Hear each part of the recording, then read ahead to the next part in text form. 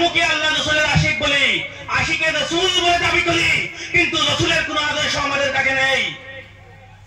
ইমানের 72টি অংশ রয়েছে, শাখা প্রশাখা রয়েছে ইমানের।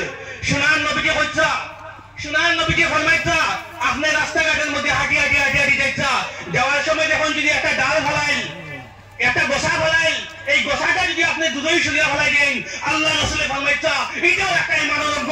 যিনি বলেন সুবহানাল্লাহ। আল্লাহ পাক রব্বুল আলামিন পবিত্র কালামুল্লাহ শরীফের মধ্যে ফরমায়েন, ওয়া মা খালাকতুল জিন্না ওয়াল ইনসা ইল্লা লিয়াবুদুন।